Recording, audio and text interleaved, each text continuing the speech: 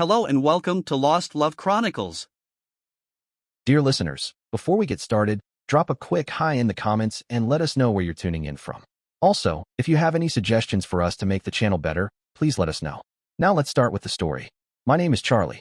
I'm 40 years old, and I've always prided myself on being a good husband to Evelyn. She's 38, and a devoted father to our daughter, Chloe, who just turned 18. I've never been the kind of man to let jealousy or suspicion poison my heart. I'm not one for conspiracies or whispered gossip. If someone had told me years ago that I'd be doubting the foundation of my own family, I would have called them cruel or crazy. But sometimes, it's not what people say, it's what they don't say, or what they laugh off too quickly. It started subtly, almost innocently. Friends, relatives, even casual acquaintances would say things like, "Wow, Chloe is the spitting image of Ethan." They'd chuckle, not realizing what they were planting in my mind. Ethan, my older brother, he's always been around. Family gatherings, birthdays, even quiet Sunday dinners. He was a part of it all. I trusted him. I respected him. I loved him. So I brushed off those comments. What else could I do? But the words lingered longer than they should have. I tried to ignore them, convince myself it was just shared family genes, the way siblings can resemble one another. But it festered. Then came that moment, so ordinary, yet unforgettable. Ethan and I were sitting in the living room, flipping through an old photo album. Chloe must have been around 5 in the photo, missing teeth, wild curls, beaming smile. Ethan pointed at the picture, grinning. "Man," he said, chuckling, "look at this photo of young Chloe. She looks like a female version of me. Almost as if she were my daughter, right?" The room fell into a cold silence. My stomach turned. Ethan let out a loud laugh like it was the most harmless thing in the world. But to me, it wasn't funny. Something shifted inside me. I couldn't name it, but it was sharp and deep. For the first time, my mind wandered into territory I'd always avoided, even feared. Was there something I wasn't seeing? Something I refused to see? Even then, I tried to shake it off. Maybe I was being irrational, letting an offhand joke get the better of me. But the doubt was no longer a whisper. It was starting to roar. I began watching more closely. Not obsessively, not yet, but enough to notice things I hadn't before. Evelyn's reaction whenever someone mentioned Chloe's resemblance to Ethan. She'd laugh too loudly, change the subject too quickly. Every time. It wasn't once or twice, it was always. And Ethan? He never looked the least bit uncomfortable. If anything, he seemed amused by it all. Too amused. That's when the memories came back. In the early years of our marriage, Evelyn and Ethan were close. Probably closer than they should have been. I had never paid it much attention back then. Newlyweds are blind to many things. But now, I was questioning everything. Every look, every shared laugh, every moment they thought I wasn't watching. Was I imagining things? Turning shadows into monsters? Or was this the truth that had been sitting right in front of me, disguised as familiarity? I couldn't keep torturing myself with maybes. I needed to silence the noise in my head, one way or another. And the only way to do that was with the truth. Cold, undeniable, scientific truth. So I did the unthinkable. Quietly, without telling anyone. Not Evelyn, not Chloe, definitely not Ethan. I collected a DNA sample from Chloe. I sent it off to a private lab under a different name. The entire time, I felt sick. Like I was betraying my own daughter. What kind of father needs to prove that his child is his? But no matter how dirty I felt, something inside me screamed that I needed to know. The weeks of waiting were torture. Every single day, every passing hour, I found myself unraveling. I replayed our wedding. Evelyn's radiant smile, the way her hand trembled in mine as we said our vows. I thought of Chloe's laughter echoing in the house, the late-night bedtime stories, the scraped knees I patched up, the proud tears I shed on her graduation day. I thought of Evelyn's glances, the way she brushed my cheek when no one was watching, the dinners, the holidays, the way our fingers laced together in the dark. What if it was all an illusion? What if I was about to destroy the only thing that gave my life meaning? Because of suspicion? Because of a test? And yet, beneath all that anguish, a deeper dread festered. What if I wasn't? What if the test only confirmed the betrayal I feared most? The result arrived on a Monday morning. I remember the weather, overcast, no birds singing, like the world already knew something I didn't. I held the envelope in my hands. They trembled so hard I nearly dropped it. My heart pounded in my chest like a trapped animal. I told myself to wait, to sit down first, but my hands had already torn the seal. I read the words once, twice, a third time, but they didn't change. They couldn't change. I was not Chloe's biological father. Ethan was. A cold numbness crept over me. My body became a grotesque knot. Throat tight, limbs heavy, stomach twisted. 20 years. For 20 years, I had been deceived. For 20 years, I believed in something that wasn't real. I had built my life on a lie. My wife, my daughter, my brother. Everything had crumbled in an instant. I collapsed on the sofa, elbows on my knees, head in my hands, gasping for air like I'd been punched in the lungs. Evelyn had cheated on me, with Ethan, my own brother, and Chloe. Chloe wasn't mine. Not biologically. Not in the way I had always believed. How do you even look at them after that? How do you speak? How do you breathe? But one thing was clear. They never thought I'd find out. They'd built their lives on the assumption that I would die believing the lie. But now everything was about to change. I held that DNA test so tightly my hands started to sweat. My heart beat like a war drum in my chest. My eyes kept scanning the paper, even though I already knew what it said. I just couldn't make peace with it. I needed Evelyn to say it. I needed to hear it from her mouth. That night, I waited for her. When she walked through the door, I was already sitting there, expressionless, the envelope in my hand. She looked at me with a smile, but it faded as soon as she saw my face. Her steps slowed. Her keys jingled once in her hand, then stilled. I stood up, held out the paper. My voice, firm, but fractured, cut through the silence. Tell me this is a mistake. I wanted her to laugh, to brush it off, to say I was crazy, that I'd mixed something up, that it was all some absurd mess, that I had nothing to worry about. But she didn't laugh. Her face turned pale. She looked away, and then she started to cry. In that instant, I knew. Her shoulders trembled. She tried to speak, but the words were barely audible, shaky, broken, heavy with years of guilt. I regretted it, Charlie, she whispered, but I never had the courage to tell you. A bitter taste spread through my mouth like acid. Never had the courage? I said, my jaw tight. Or you never wanted to lose the comfort of the lie? She covered her face with her hands, sobbing now. But there was no comfort in her tears. No redemption. Just confirmation. My fingers clenched the paper so tightly it began to crumple. I felt a scream inside me. Wild, primal, ready to burst. I wanted to punch the wall, break something, throw the whole world into pieces like she had done to mine. But I didn't move. I just stood there, feeling every part of my trust shatter into dust. My voice was lower than I expected. She sobbed, her face streaked with guilt, trying to dry her tears as if that would somehow wipe away the years of betrayal. But I didn't want her tears. I didn't want pity. I wanted the truth. It was at the beginning of our marriage, she whispered. The words landed like a hammer to the chest. And then she said his name, Ethan, and it burned inside me like acid. My own brother. The same boy I shared toys with. The same boy I covered for when he got caught smoking behind Dad's shed. The same man I defended at every turn, who had a key to my house, a seat at my table. He had slept behind my back, with my wife. I clenched my fists, trying to contain the explosion building inside me. And did he know? My voice cracked, raw and low. Did Ethan know Chloe was his? I needed to hear it. I needed to know if this betrayal was shared. If my own blood had carried this lie along with her. My stomach twisted waiting for the answer. Evelyn took a shaky breath and then let it out. One line, one sentence that shattered whatever fragments of my soul were still intact. Yes, he always knew. The words knocked the wind out of me. My knees almost buckled. My world, my entire world, collapsed around me. And then, like the final act of some cruel play, the front door creaked open. Ethan. He strolled in with that same lazy, smug smile he always wore. The kind of smile that said life never touched him too hard. He was still shaking off the rain from his jacket when our eyes met. And he knew. In an instant, that smile disappeared. His whole posture shifted. He shrank, like a balloon pricked by truth. Charlie, he began, his voice tentative, like we were about to have a talk about a missed birthday or a forgotten favor. But I didn't let him. No, my voice came out sharp. No excuses. No damn explanations. I threw the DNA test onto the table between us. The paper flapped as it landed. He hesitated, then stepped forward, picked it up. I watched his eyes move across the lines. Saw the moment he understood I had proof. Not just suspicions, not just whispers. When he let the paper drop from his hands, his expression twisted into something between guilt and resignation. It was a mistake, he mumbled. A mistake. My vision blurred with rage. A mistake? That's all our lives, our years of brotherhood, my marriage, my daughter's very identity, all of it, was reduced to? I stepped toward him, chest heaving, blood roaring in my ears. A violent urge surged through me, something I'd never felt before, not even in my worst moments. I wanted to hit him, to make him feel what it was like to bleed inside. But then I saw Evelyn, still on the sofa, still crying, and it hit me. They weren't worth it. They weren't worth me breaking who I was. Not like this.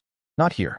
You two deserve each other, I said, my voice cold, almost alien to my own ears. Ethan opened his mouth again, some pathetic plea on the tip of his tongue. I raised a hand. Don't. I want you to feel what I feel right now, I said, eyes locked on his. And I promise you will feel it. And with that, I left the room before I lost control. Every step I took that night felt like I was walking away from the life I thought I knew. The life I had built, cherished, sacrificed for. But deep inside, something else was growing. A flame. Cold, sharp, and relentless. I wouldn't let this pass in silence. I could have walked out of that house. Right then. Vanished into the night. Left them to choke on the mess they created. But no. They had lied to me for 18 years. 18 years. That wasn't a mistake. That was a choice. And choices come with consequences. So I waited. Patient. Measured. Quiet. And I planned. Every breath in that house felt heavy, like swallowing glass. The walls, those damn walls, felt like they knew. Like they were mocking me. I'd stare at the photos hung in the hallway. Wedding pictures, Chloe's school portraits, Christmas mornings, and all I could see were lies. Layer upon layer of betrayal, smiling back at me. Evelyn tried to talk. She'd sit beside me at night, her voice soft and quivering. Charlie, please. Just listen. But what was there to say? What words could possibly undo what she did? You lied to me for 18 years, I said once, barely looking at her. She just wept. Ethan, the coward, stayed away. Probably hiding. Probably hoping time would dull the blade. And Chloe, sweet, innocent Chloe, was the only one still breathing in this house without choking. She smiled, laughed, went about her days with no idea of the storm coiled just behind the horizon. And then I knew. Her birthday. Her 18th. The perfect stage. Evelyn, in her oblivious guilt or desperate attempt at normalcy, organized a lavish party. The kind of celebration that said, we're a happy family, complete with string lights, champagne, picture-perfect smiles. She spared no detail, floral arrangements, hired waiters, custom cake. Guests poured in, friends, family, neighbors, everyone there to toast to Chloe's new chapter. But for me, it was theater. Bad theater.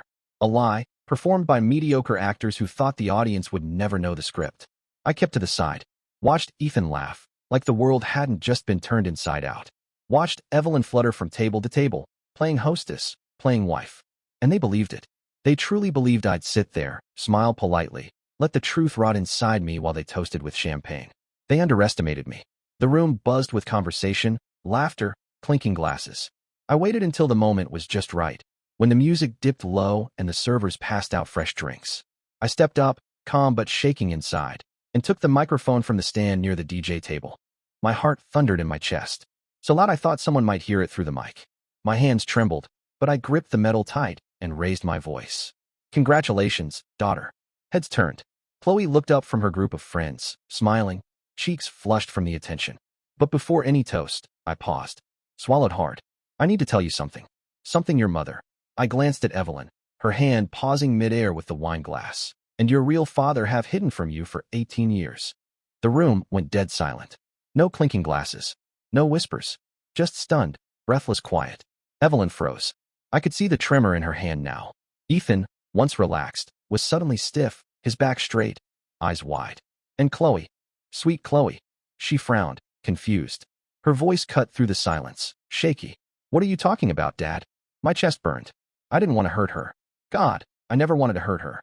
But she deserved, needed, to know the truth. I am not your father. I said it loud and clear, each word sharp, deliberate, meant to cut.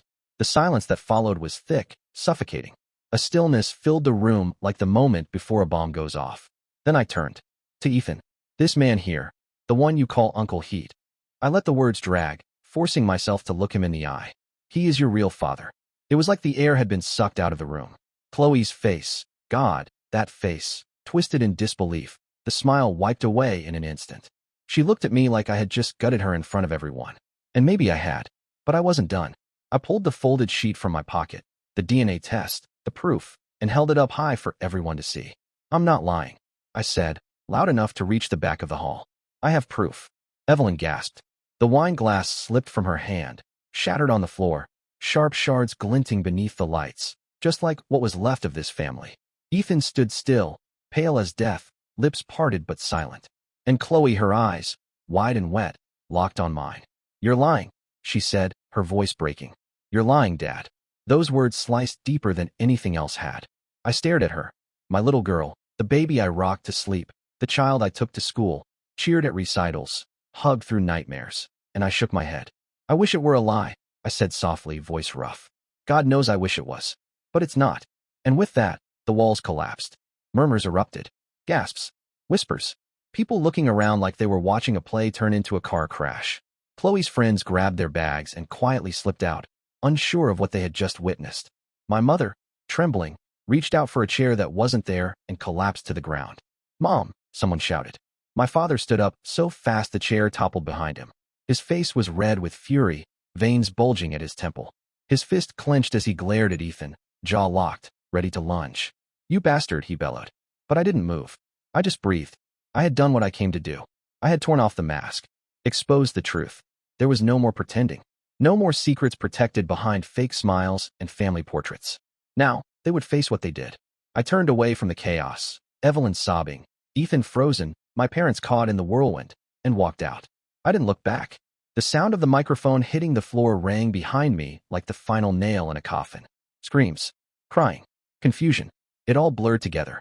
My chest felt crushed, like someone had driven a truck through it. But underneath all that pain, there was something else. Something dark, but undeniable. Relief. I was no longer the fool in their circus.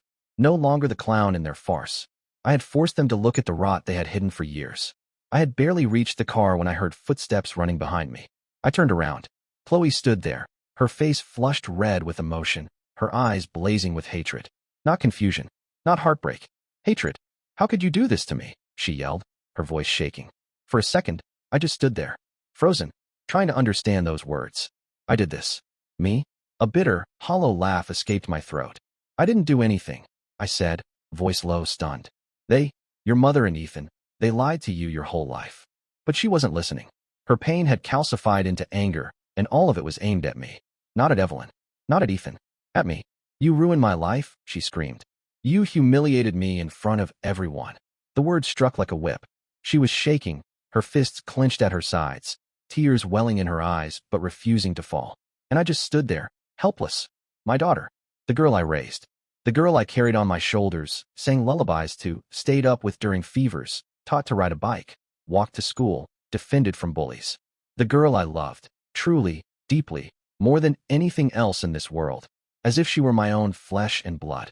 And now she was looking at me like I was a monster. And that was the worst stab of all. I wanted to reach for her, take her by the shoulders, tell her how much I loved her, that I always would, that this wasn't about revenge, that I didn't want to destroy her world. I just didn't want her to keep living in a lie. But how do you explain something like this? How do you make someone see that you're the one who was betrayed? That you're the one bleeding while everyone else keeps pretending? She didn't want explanations. She didn't want truth. She wanted someone to blame. And her mother was crying somewhere in the distance. And Ethan, the man who should have been buried in shame, wasn't even here. I was the only one standing. And Chloe needed someone to push. Then she said it. The sentence that burned through me like acid, that hollowed out whatever was left of my soul. "You're not my father. You never were." It broke me. Right then, in that parking lot, I realized something. There was nothing left to save. She had chosen the version of the story where I was the villain. The angry man. The one who ruined her birthday and humiliated her. The one who took a happy night and crushed it. Evelyn and Ethan, they would rewrite the narrative. Victims of circumstance. Misunderstood. A mistake made long ago. And me? I'd be the bitter, jealous man who snapped. And you want to know what? I no longer had the strength to fight it. 18 years of lies. 18 years of loving them. Sacrificing for them. Believing in them. And it all meant nothing now. I was finished. "If that's how you want it," I whispered, almost to myself, "so be it." I turned and walked away. Didn't say another word. Didn't look back. Got in the car. Closed the door. Started the engine. I had just lost everything. My family. My daughter. My own identity. And I drove. With no destination. Just pain. Throbbing. Constant pain in my chest. Anger, grief, despair, all twisted into one heavy, toxic knot I didn't know how to untangle. I don't know how long I drove. Hours, maybe more. At some point I pulled into a random roadside hotel. Cheap. Dimly lit. Didn't care. I took a room, walked inside, and let the silence devour me. I sat on the edge of the bed in the dark, staring at nothing. Should I have exploded sooner? Should I have just held it in, pretended everything was fine? Nothing felt right. The Charlie who walked into that party was gone. Dead. The man looking back at me from the cracked bathroom mirror was a stranger. A man without a home, without a family, without purpose. But if there was one thing, I knew with absolute certainty now, it was that I never wanted to see any of them again. The next morning, I made my decision. There was nothing left for me in that house. No love, no trust, not even the comfort of familiar walls. Just silence filled with ghosts and betrayal hanging in the air like rot. I wasn't going to stay there, waiting for a miracle that would never come. I couldn't share a roof with Evelyn, not anymore. That part of my life was over. I picked up my phone and made the only call that still gave me a sense of control. I want a divorce, I told my lawyer. My voice was steady, and I wanted to be quick. What was left of my marriage had died the night of Chloe's birthday. There was nothing to salvage. No words to undo what had been done. As for Chloe, if she didn't want me in her life anymore, if I was the villain she chose to believe in, then I wasn't going to force myself into her world. I wouldn't chase love that didn't want to stay. The next morning, I woke with a weight pressing down on my chest and a mind too exhausted to hold even a thought.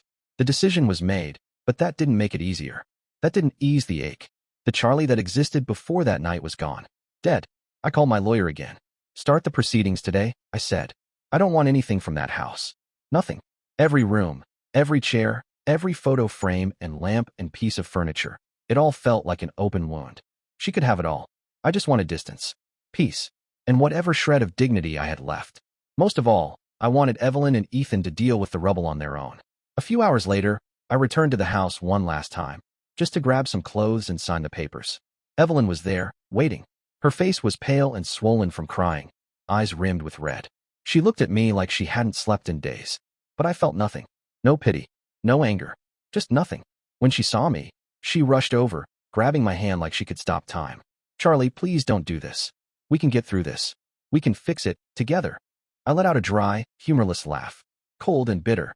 You lied for 18 years, I said quietly, but firmly. You let me raise a child that wasn't mine, while sleeping with my brother behind my back.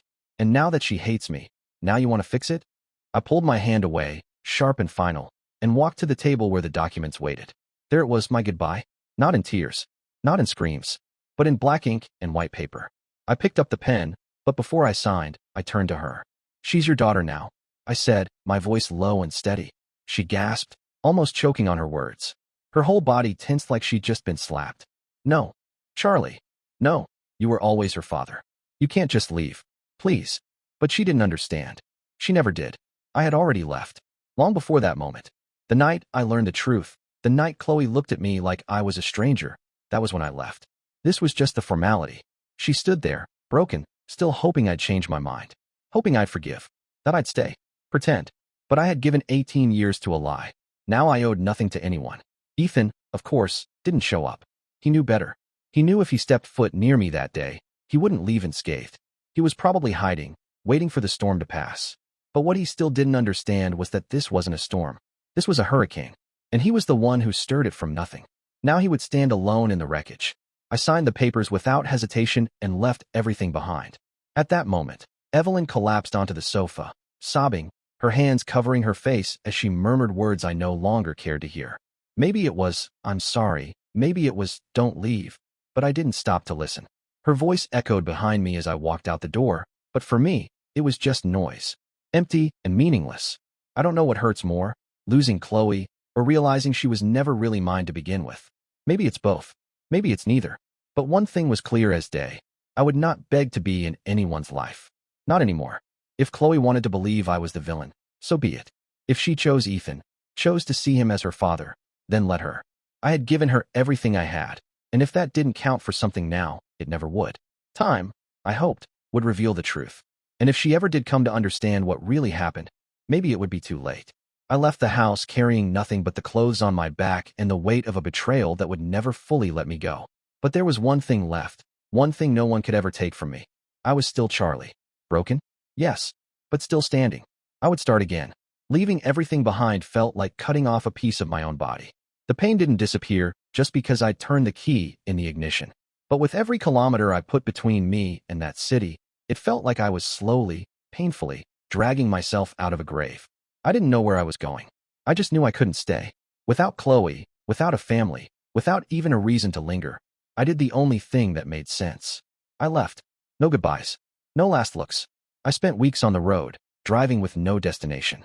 Stopping in places with names I didn't bother to remember. Trying to fill the hollow space in my chest with motion. But pain travels well. It kept me company like a shadow. The nights were the worst. The quiet was unbearable. My thoughts turned into a loop I couldn't escape. Did Chloe think about me? Were Evelyn and Ethan living their lives like nothing happened? The questions didn't just echo, they clawed at me. But I knew I'd never get answers. And maybe I didn't want them anymore. Eventually, I found myself in Austin, Texas, a city big enough to disappear in. A place where no one knew my story. Where I wasn't that man, the betrayed husband, the father who lost everything, the brother stabbed in the back. Here, I was just Charlie. I rented a small apartment on the edge of the city. Quiet, simple, anonymous. And then I started to search. Not for people, not for explanations, but for something I had lost. Purpose. The first few months were hell. I had enough money saved to survive comfortably for a while, but that didn't stop the loneliness from creeping in. The silence of my apartment some nights felt louder than any crowd. Betrayal was still in my blood, poisoning everything. I'd wake up with my heart heavy, breath shallow, wondering how to face another day in a life that no longer felt like mine. But eventually, I understood something. Pain doesn't leave just because you're still hurting. So I did what I knew best. I worked. I found a small restaurant for sale. Nothing fancy, nothing flashy. Just a plain little place with chipped tiles, an old cash register, and a tired sign that needed repainting. But it had potential. And more than that, it gave me a purpose again. Cooking has always been my therapy. The clatter of pots, the hiss of steam, the rhythmic chopping of vegetables. It was the only music that made sense in a world that had broken me. And in that little kitchen, for the first time in months, I felt something stir inside me that had been dead for too long. I felt alive. Every dish I made, every plate I sent out into the dining room, felt like a brick in the wall I was rebuilding around myself.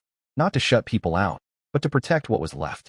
To remind myself that I could still create something good, something honest. The customers noticed.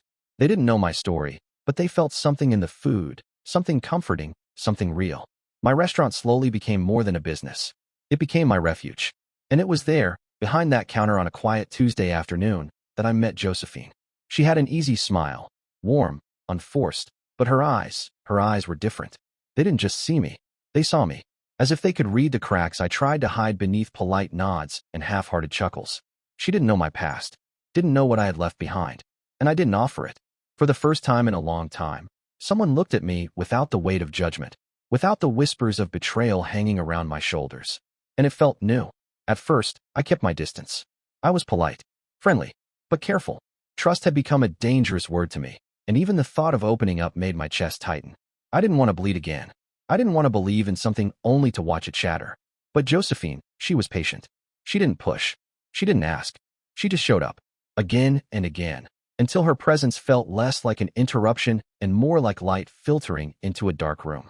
And little by little, without even realizing it, I started to lean into that light. She never asked me to forget, never tried to fix me. She just reminded me, through gestures, through quiet understanding, through her laugh that made the restaurant feel warmer, that maybe, just maybe, something good could still be waiting for me out there. But the pain? It never really disappears. Some nights, I'd still wake up gasping for breath, drenched in sweat, Chloe's voice echoing in my ears. You're not my father. You never were. I'd lie there in the dark, staring at the ceiling, wondering if she ever thought about me. If she missed me. If she'd ever come to understand that the truth I told her wasn't meant to hurt, but to set things right. Would she ever realize that the real destruction didn't start with me? That it began long before. In whispers. In lies. In silence. I didn't go looking for her. I couldn't. But some days, without meaning to, I'd wonder, was she okay? Was Ethan still around? Had Evelyn moved on? Questions that burned quietly, questions I never let myself answer. And over time, I kept working. The restaurant grew. So did I. I rebuilt myself, not in grand gestures, but in the everyday. In quiet mornings with Josephine, in the laughter of satisfied customers, in the way I no longer winced when someone mentioned the word family. Brick by brick, step by step, I could have drowned in bitterness. I could have let myself rot in the shadow of that night. But I didn't. I chose something else. I chose me. Even if I no longer had the family I once thought I'd grow old with, even if that chapter ended in ash, I was still here, still breathing, still creating something worth holding on to. But was the past really left behind? Then one night, while closing up the restaurant, I found myself staring at the front door. The lights were dim, chairs stacked, mop leaning in the corner. The place was silent. And yet, I waited. For what? I didn't know. Maybe for something to walk through that door. A ghost. A voice. A memory. A person.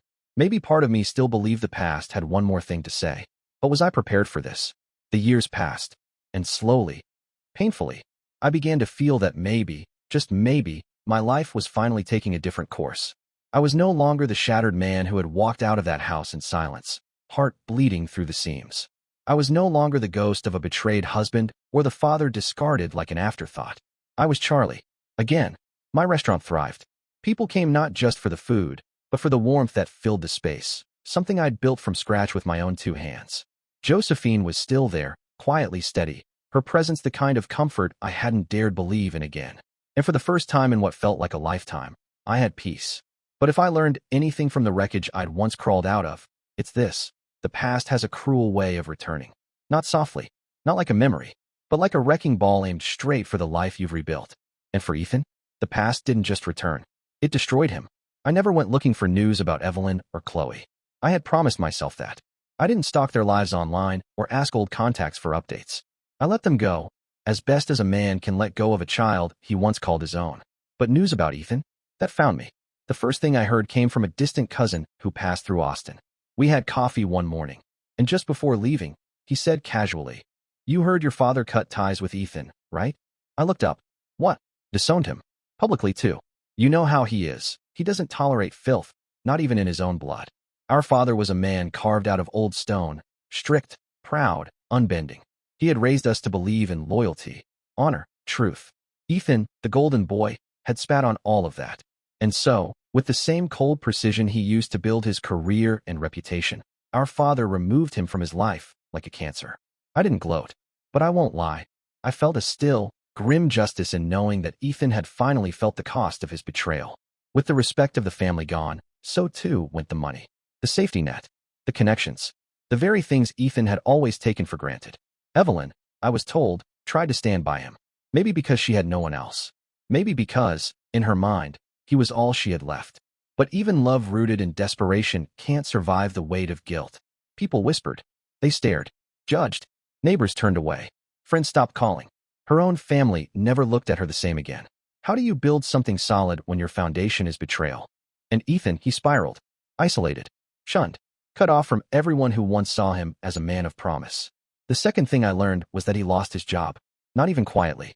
He'd always been in investment banking, suited up, charming, full of buzzwords and fake smiles.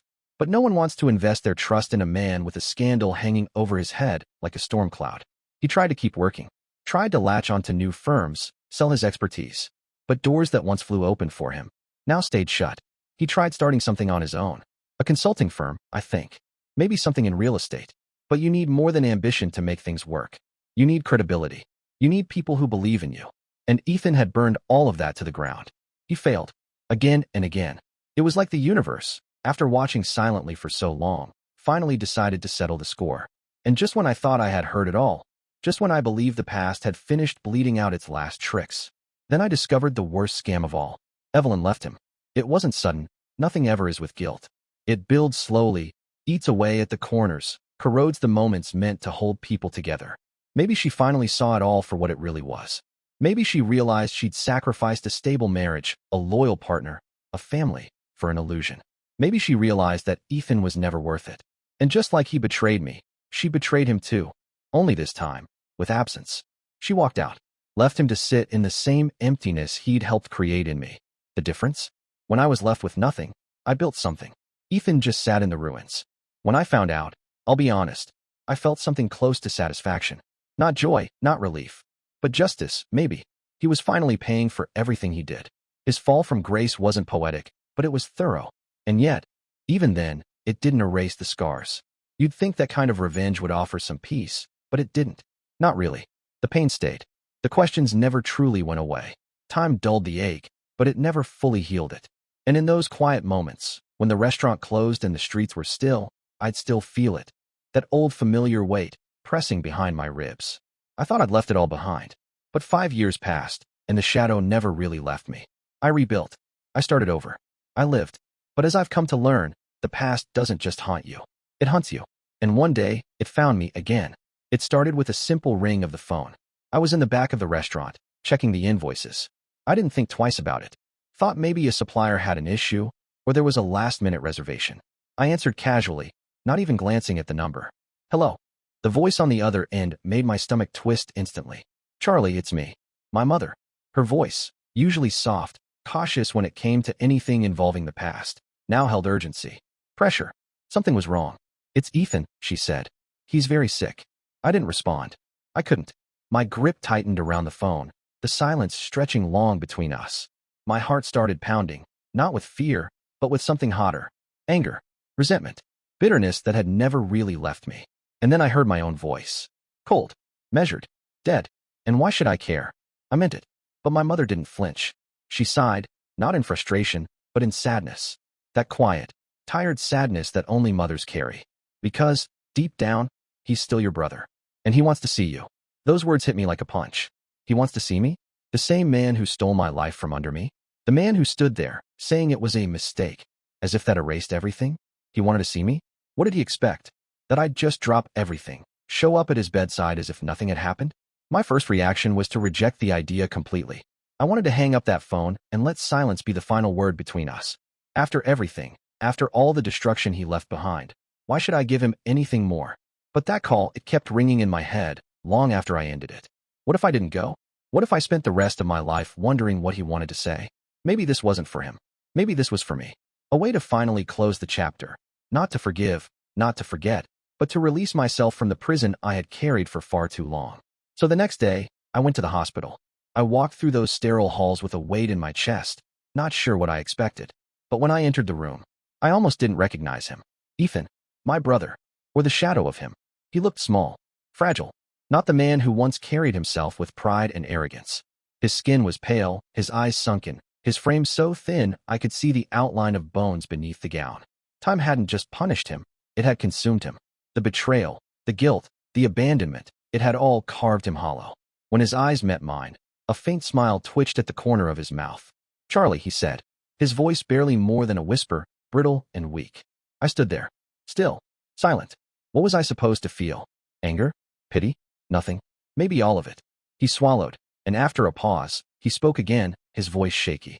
I know nothing I say changes the past, but I never stopped being your brother. There was weight in that, a truth and a wound, but it didn't undo anything. It didn't bring back the years I lost, the daughter who turned her back on me, the man I used to be. Maybe he regretted it. Maybe he didn't. But regret doesn't erase what's been done. Still, I stayed. I don't know why. Maybe because some part of me still cared. Not for him, necessarily, but for the boy he used to be, the one who shared a room with me, the one who sat beside me at the dinner table for 18 years before everything fell apart. We didn't talk much. There wasn't much to say. Some wounds are too deep for words. But I stayed. Maybe that was enough. Maybe, in those quiet hours, Ethan finally understood the true weight of his decisions, not just in the damage done to me, but in what they had cost him. When I walked out of that hospital room, I didn't feel triumphant. I didn't feel at peace, exactly, but I felt lighter. I had carried this burden long enough. And now, I didn't have to anymore. The past couldn't be undone, but I wasn't going to let it dictate what was left of my future.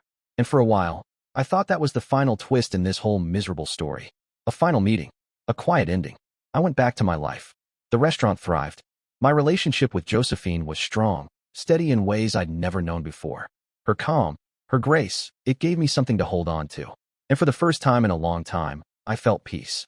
But even then, even with the success, the laughter, the dinners shared under soft light, there was a shadow that never completely disappeared. Chloe.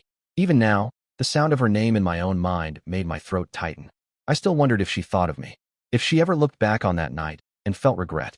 If, somewhere inside her, I still existed, not as a villain, not as the man who ruined her birthday, but as her father.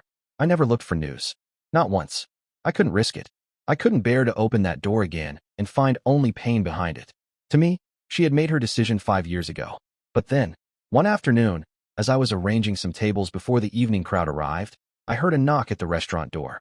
Hesitant, almost unsure, like the person on the other side was debating whether to even be there. I wasn't expecting anyone. The staff knew to come through the back. I wiped my hands on a towel, walked to the door, and opened it. And my heart almost stopped. Chloe. Not the 17-year-old girl who had shouted that I was never her father. No, this was a woman now. A young adult. Stronger, maybe. Softer, too. Her eyes were glassy, red-rimmed, full of emotions that had no words. Her face said everything before she even opened her mouth. I felt like I was staring at a ghost. The air left my lungs. My first instinct, God help me, was to shut the door. To protect myself. To protect what was left of me. But then she whispered it. Dad, I'm sorry. The word, Dad, cut deeper than any betrayal ever had. I froze. Couldn't move. Couldn't even breathe. That word had died in my ears years ago. My chest tightened, like someone had reached inside and twisted something vital. A storm brewed inside me. One part of me wanted to slam the door and walk away. The other part, the part that never stopped aching for her, wanted to reach out and never let her go. Why are you here, Chloe? My voice was sharper than I intended, but I needed to ask. She'd spent years hating me. Now she was standing here, calling me Dad? Her face crumpled. Because I made a mistake, she said, her voice shaking. She took a breath, her eyes welling with tears that finally spilled over. I spent years blaming you, hating you. But now I understand. You weren't the villain. I just didn't want to accept the truth. Each word landed like a stone in my chest. I had waited so long to hear it. But now that it was here, I didn't know what to feel. Anger? Sadness? Relief? You chose, Chloe, I said quietly. You chose to believe the lie. She nodded, her shoulders sagging under the weight of her own guilt. I know, she whispered. And I was blind. I wanted to believe in the perfect family. Even when everything was already broken, I clung to the lie. Then she looked up at me. Her eyes, so much like Evelyn's, but softer, more searching, met mine with quiet desperation. But I can't change the past, she said, her voice trembling. I can only ask you to let me be part of your present. I didn't respond. Not right away. I just stood there in silence, staring at the girl I had raised, the girl I had held when she was sick, taught to ride a bike, cheered for at school plays. The girl who had once looked at me like I was her entire world. And then, one day, decided I wasn't even part of it.